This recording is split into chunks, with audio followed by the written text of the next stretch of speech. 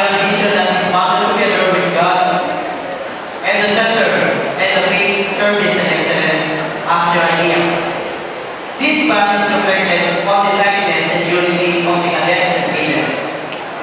During their training, they have given enough lessons and activities that help them develop a core which is covered easily, and a core like the Syrian that up to now is not broken.